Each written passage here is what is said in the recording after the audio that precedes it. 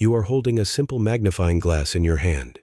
You point it at a patch of sunlight on the ground, and you move it slowly until the light concentrates into a single brilliant point.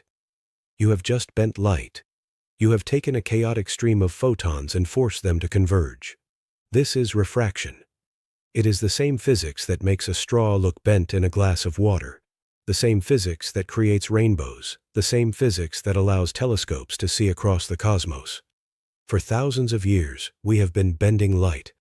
We have carved lenses out of glass, ground them to perfection, and used them to peer into the microscopic world of cells and the vast expanse of distant galaxies. But what if I told you that we have only just begun to understand what light can do?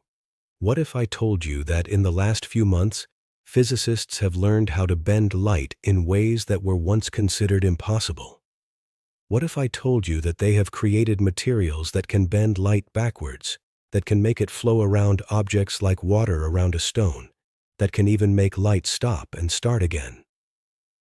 This is not science fiction. This is the extraordinary world of quantum metamaterials, and it is one of the most exciting frontiers in all of physics. Let me take you back to the year 2000. A physicist named John Pendry published a paper that shook the world of optics to its foundations. He proposed that it might be possible to create a material with a negative index of refraction. In a normal material, like glass or water, light bends toward the normal when it enters. In a negative index material, light would bend away from the normal. It would travel backwards.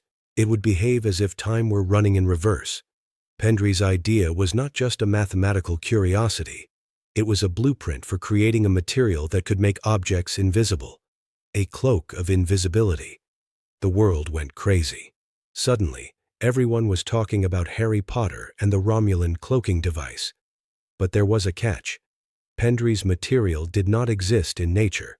It would have to be designed and built. It would have to be a metamaterial.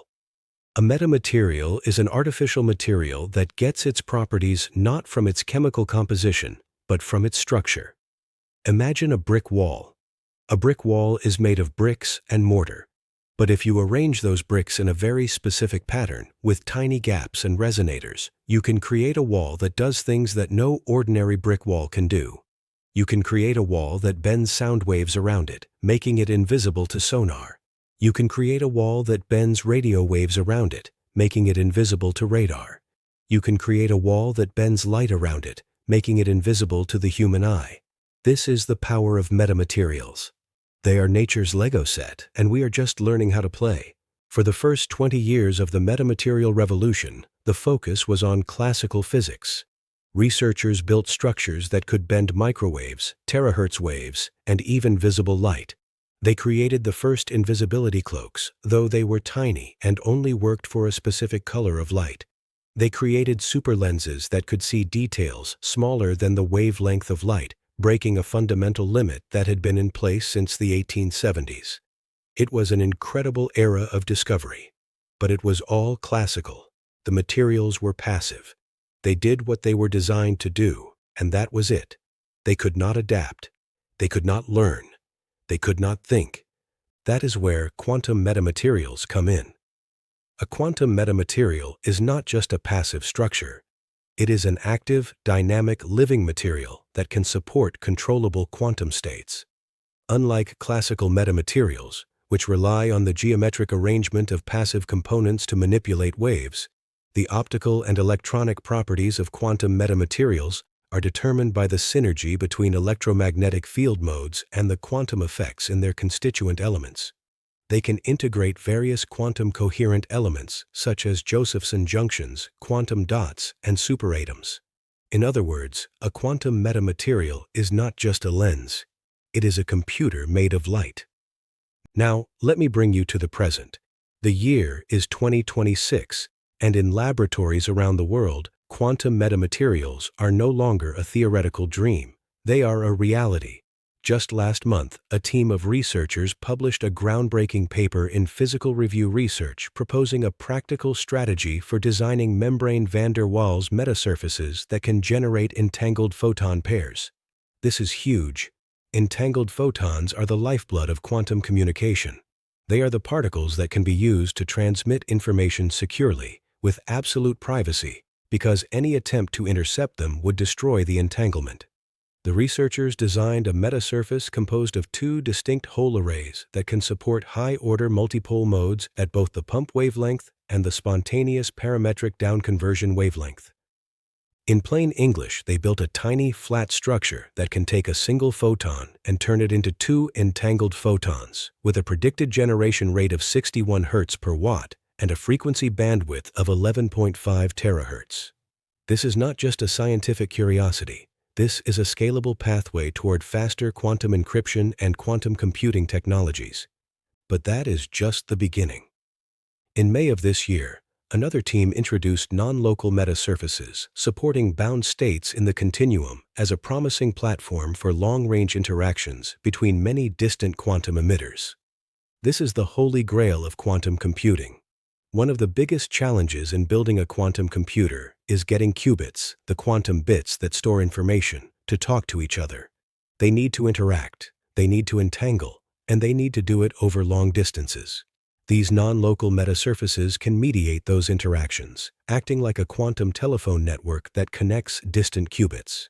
The researchers showed that efficient qubit interactions depend almost entirely on emitter BIC coupling efficiencies.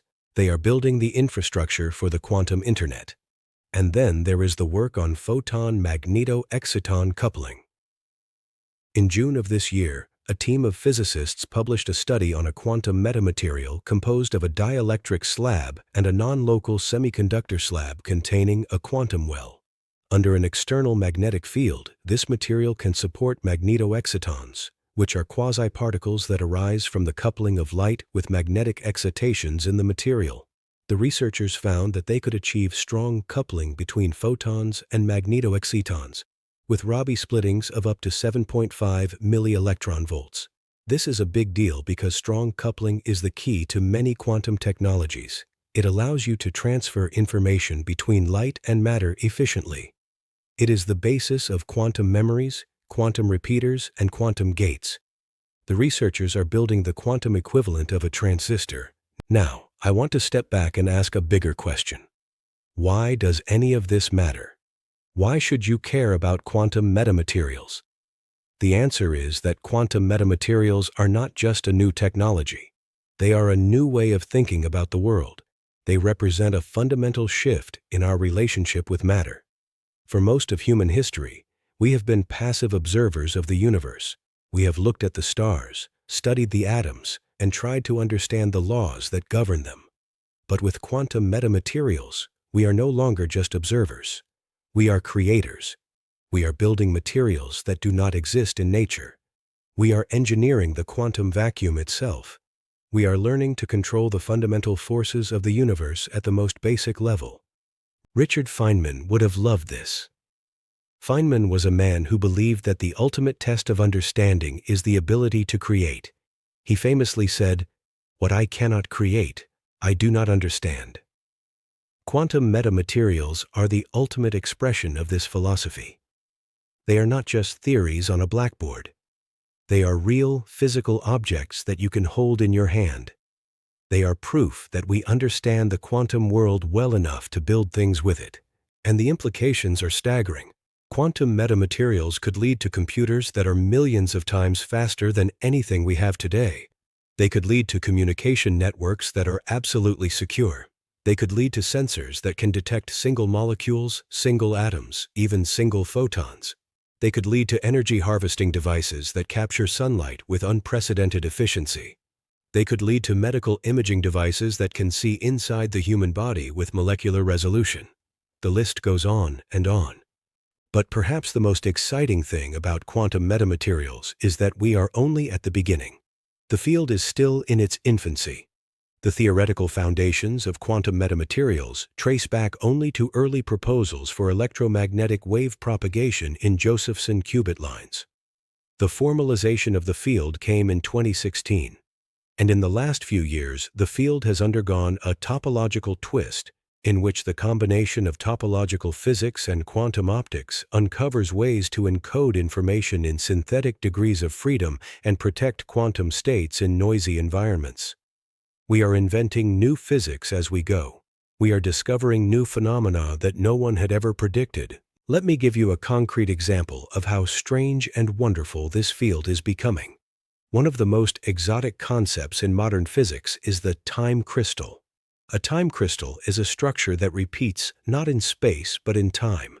It is a material that oscillates forever without any energy input, breaking the symmetry of time itself. For years, time crystals were a theoretical curiosity, but now they are becoming real. In May of this year, researchers reported the first experimental observation of discrete time crystal phases in an actively mode-locked semiconductor laser. They showed that mode-locked semiconductor lasers offer a readily accessible platform to explore and control non-equilibrium phases of light, enabling practical implementations of time crystal physics in photonic systems.